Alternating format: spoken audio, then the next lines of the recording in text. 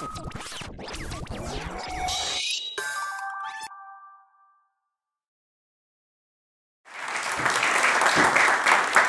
jour où ils m'ont téléphoné, j'ai rapidement accroché, justement parce que je voulais faire passer un savoir-faire immatériel. Pas comme Madame Masmoud qui a fait, qui est en train de faire passer son savoir-faire matériel. Donc, ensuite, quand ils m'ont annoncé le thème de cette rencontre, qui est le pouvoir des régions, ou plutôt la force de la région dans le développement local, dans le développement régional et dans le développement national, je me suis dit, il faut quand même que je parle de Sfax, il faut que je parle surtout du centre de Sfax, parce que une région ne peut se développer si elle a un centre qui lui fait son marketing, que si elle a un centre compétent pouvant bien commander sa région. Donc les centres, il faudrait, à mon avis, vous les jeunes, si vous serez des décideurs plus tard, il faut penser aux centres urbains. Il faut que les centres urbains soient l'image que vous allez offrir à tout visiteur de la ville. Surtout les visiteurs qui vont investir dans la ville, surtout les visiteurs qui vont développer la ville, surtout les visiteurs étrangers qui ne connaissent pas la ville et qui vont voir la ville à travers justement leur centre urbain. Donc voilà, c'est un peu ça, le centre urbain performant, on en a besoin à Sfax. On va voir rapidement dans ces 18 minutes ou même moins si le centre urbain de Sfax pourrait faire l'affaire, s'il permettra à Sfax d'être une métropole régionale, nationale et méditerranéenne, parce qu'on en parle beaucoup maintenant dans les stratégies, que ce soit la stratégie de développement qui s'est terminée en 2000, la deuxième phase, surtout la phase 2 qui s'est terminée en 2010, ou alors la stratégie 2030. Donc on en parle beaucoup. Est-ce que le centre de Sfax, est-ce qu'il peut soutenir ses aspirations à ce que Sfax soit une métropole, la ville de Sfax soit une métropole méditerranéenne? On va voir. Donc, voilà un peu l'idée, enfin la région. Tout d'abord, en Tunisie, on n'a pas encore de région. On n'a pas encore de région. Même bien que dans les textes de l'ANC, dans ces textes-là, le mot région existe. Le mot région existe, mais ce n'est pas la région économique, ce n'est pas la région de développement, c'est la région wilaya, c'est la région gouvernorat, c'est la région administrative. Donc ils ont voulu, dans l'ANC, changer un peu le mot gouvernorat en parlant de jiha, en parlant de région. Ce n'est pas encore la région. La région, c'est un espace beaucoup plus complexe. Dans une région, on trouve une métropole, c'est-à-dire une ville qui commande, une ville qui décide, une ville qui va gérer la région. On trouve aussi un réseau de grandes villes et de petites villes qui sont raccordées, qui prennent les décisions de la métropole.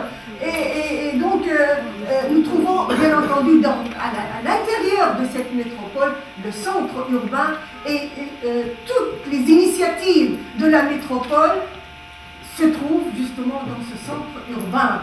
Les fonctions d'un centre performant, urbain performant, tout d'abord, c'est qu'il synthétise. Il synthétise les services, tous les services. Il synthétise tout ce qui est commandement administratif, économique, financier, culturel, religieux aussi. Donc, c'est ça le sens. C'est une synthèse. C'est l'image de la région, de la ville et de la région. Donc, il organise. Dans la région, il y a des petites villes, de grandes villes, de moyennes villes. Il faut hiérarchiser ces villes. Il faut donner des fonctions différentes est hiérarchisé par rapport à la ville-centre. On ne peut pas avoir dans toutes les villes, dans toutes les mêmes moyennes, on ne peut pas trouver des CHU, par exemple. Il faut hiérarchiser donc les fonctions à l'intérieur d'une région.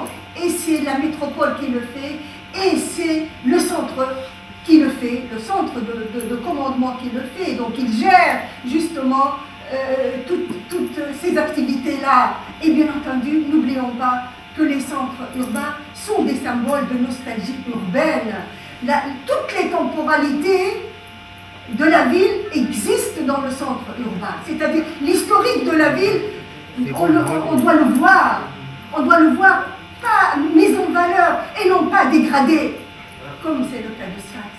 Donc, et cela, on peut le voir, d'ailleurs, Serraz il le sait, le vocabulaire urbain doit justement refléter cet historique de la ville, la sémiologie dans la ville, que ce soit dans les immeubles, que ce soit dans les rues, dans l'urbanisme. Cette sémiologie, ces signes, ce mode de signes doit exister dans cette image, cette ville. Donc, que doit représenter en quelque sorte le centre?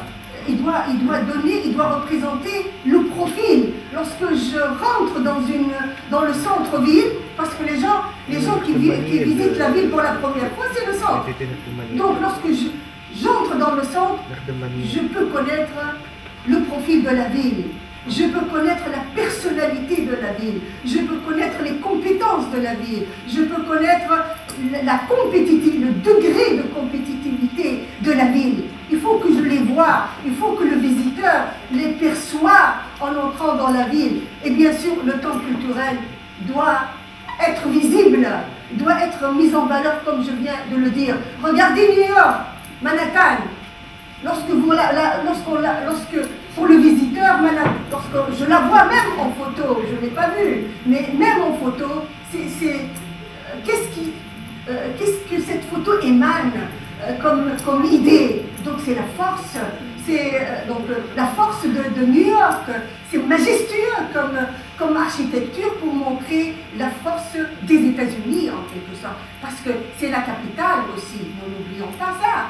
Et ça permet aussi, ça donne aussi une autre idée, la durabilité. Il y a la mer, il y a aussi le vert, la verdure. Donc on n'a pas oublié l'homme, on n'a pas oublié l'humain, on n'a pas oublié la nature. C'est ça New York. Mais on ne voit pas l'histoire. Il n'y a pas de temps culturel à New York, parce qu'il n'y a pas d'histoire derrière donc l'installation à New York. On ne la voit pas d'ailleurs. Regardez Bruxelles par exemple. Bruxelles, mais tout d'abord, le centre de Bruxelles surtout n'a pas trop changé. Les petites ruelles, la petite placette, ces immeubles du Moyen-Âge, du Moyen-Âge, ils existent encore, bien mis en valeur, bien adaptés à la taille humaine. Elles permettent une grande manifestation pendant le printemps. C'est magnifique, donc, comme exploitation de l'historique du temps culturel. Casa, c'est une ville littorale, c'est la mer. Tu ne vois que la mer, elle est là, la mer. Sfax, comme vous l'avez dit, comme Serraz, comme tout le monde, comme vous-même. Lorsque donc, on entre à Sfax, on ne peut pas savoir que c'est une ville donc, littorale, à part, donc, Inch'Allah, avec ta paroura.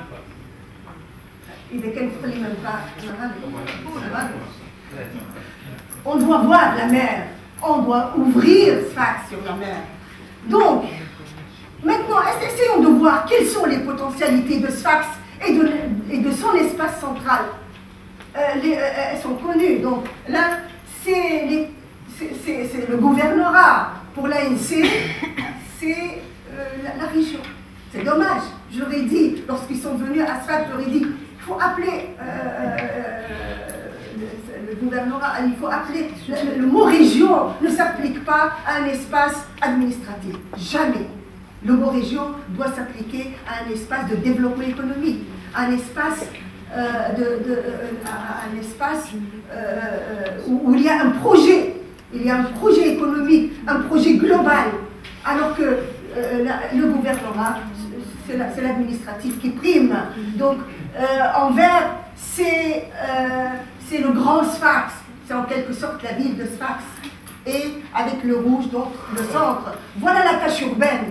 Ce gris-là un peu foncé, voilà. Donc cette tache urbaine, c'est la ville de Sfax. Donc regardez là, elle est étalée, Elle a une longue ligne littorale, mais qui n'est pas jusque-là exploitée. Au contraire, elle a été bousillée par l'industrie, par la pollution industrielle, et plus, comme le foncier s'est détérioré par l'industrie, elle a été aussi accaparée à un moment donné par l'habitat populaire qui soit programmé ou spontané. Donc là maintenant, le centre, c'est une trilogie, vous la connaissez. Et cette trilogie, c'est une richesse en fin de compte. Parce que c'est une trilogie d'histoires différentes. Nous avons une trilogie centrale, très imbriquée, entre un espace, la Médina, qui est millénaire. Donc nous avons un espace central d'une grande richesse à l'échelle internationale. Nous avons une ville qui date du 9e siècle, il ne faut pas l'oublier. Donc elle a sa valeur intrinsèque. On ne peut pas lui amener une valeur d'ailleurs. Sa valeur existe dans la Médina, elle est là. Même si on la détruit, son emplacement a de la valeur parce qu'elle est l'hypercentre de la ville de Sfax. Donc, mais si on ajoute l'histoire, si on ajoute le patrimoine, si on ajoute la mémoire du lieu, de ce qu'on appelle la mémoire des lieux, la mémoire de l'espace, vous savez que l'espace a une mémoire beaucoup plus forte que celle de l'humain. L'homme peut oublier. L'espace n'oublie pas. Lorsque tu passes en Médina, avec ce que tu vois comme infrastructure, comme cheminement, comme ferronnerie, comme porte de la Médina, et c'est toute l'histoire de Sfax, de Kérouan, de Tunis, qui s'amènent. Donc ce sont des flux d'histoire qui sont là, qui te coupent la gorge des fois lorsque tu vois une porte d'une grande valeur architecturale qui est presque dégradée, inutilisable, ou quand tu vois ces fenêtres avec cette beauté de la ferronnerie, tu te dis, mais il n'y a pas que l'architecture, il n'y a pas que l'homme, il y a des savoir-faire qui existent dans cette Médina. Cette Médina a une âme quand même, elle a une âme, elle la garde. Hier j'y étais, et chaque fois que j'y vais, je trouve que les gens s'accrochent à la Médina. Hier j'ai vu une vieille femme, qui est en train de reconstruire justement sa maison en disant, je vais la donner à ma fille. Et ça m'a fait beaucoup d'impression, ça m'a donné de l'espoir pour cette Médina, un espoir que je veux vous communiquer, vous les jeunes, parce que c'est votre Médina plus tard. Donc, il y a Bebhar qui est à côté. Bebhar a un urbanisme superbe. Regardez en face de Bab Diwan, vous allez voir des sorties et des entrées. C'est comme si la muraille a un miroir en face. Il faut bien regarder, bien observer. C'est un miroir en face. C'est-à-dire que ce n'est pas un urbanisme banal, comme certains le disent, au contraire. Et puis, n'oublions pas, Bebhar, c'est l'urbanisme de partage, avec la Méditerranée Nord, avec les villes du Nord, avec, entre guillemets, les anciens colons, qui nous ont laissé quand même une richesse qu'on doit valoriser, qu'on doit exploiter, entre guillemets, sur lequel on doit baser notre futur, notre futur, c'est-à-dire Taparora. Nous saurons peut-être, là c'est un espace central futur, peut-être, j'espère bien, nous aurons, après l'aménagement de Taparora, quatre entités centrales, et chacune d'une époque. Je n'ai pas parlé de Sfax Jdida, je l'ai omise, je ne l'aime pas beaucoup, j'y habite, je ne l'aime pas beaucoup, mais je me dis, je vais trouver quelque chose d'intéressant. Sfax Jdida, pour la première fois, les architectes sfaxiens ont fait un essai.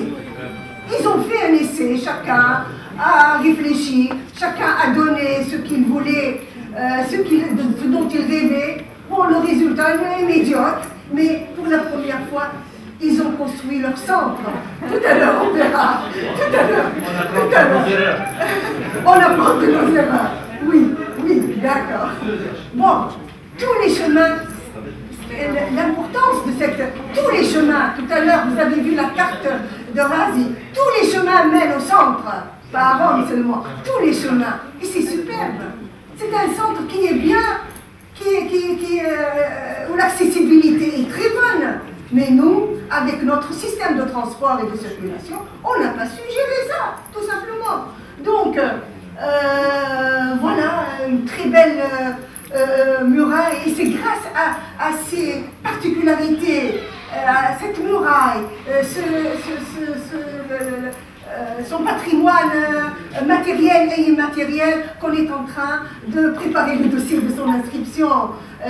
Regardez avant, j'ose dire avant quoi? On va voir. Ça avant aussi, c'est c'est à cette période-là. Vous avez là, c'est le géranium, l'atarchie, et en face, c'est des roses de Sfax. C'est cette période-là, la même date. C'est la même date. Regardez ces entrées. C'est comme si la muraille a devant elle un miroir. Quand on la voit de loin, quand on ne la voit pas de près, parce que de près, tout change.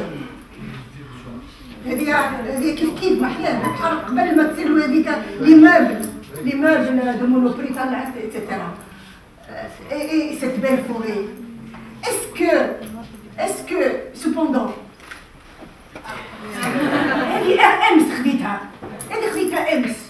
regardez avant et maintenant, c'est-à-dire qu'on... Là, c'est un Kérouanais, il est venu de Kérouan. Il m'a dit, je viens de Kérouan chaque jour pour vendre la fripe. Je dis, pourquoi vous faites tout ça à Kérouan? Vous ne le pouvez pas. C'est interdit à côté de la muraille. C'est interdit. Mais pour nous, ce n'est pas interdit. Donc, justement, c'est le décideur dans le centre urbain. Ça aussi, ça date de la Révolution. Ça date de la Révolution. Ah oui, parfaitement. Donc, voilà. Regardez maintenant, c'est les oignons qu'on voit. Au lieu du géranium, au lieu des rosiers, de sac, on voit le géranium, on voit etc. Regardez c'est lugubre quand même, pour une belle Médina. Et là, c'est la pollution. Rapidement, la pollution. Donc c'est un centre très pollué, qui nous dit que la ville est polluée.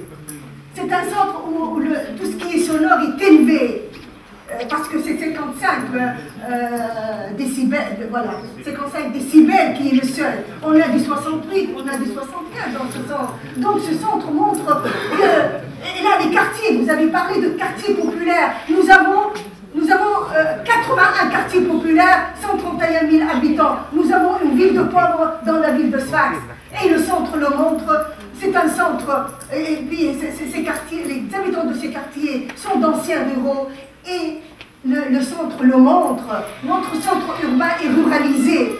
On voit le rural, on voit les quartiers populaires, on ne voit pas par exemple un musée de l'Olivier. On ne voit pas par exemple des salles de cinéma. On ne voit pas des centres culturels privés. Le Sfaxien est resté chez lui. Il a transféré ses besoins du public dans l'espace public est délaissé et il s'est tourné vers l'espace privé. Il a privatisé l'espace public et c'est au niveau de ses services, des services dont il a besoin.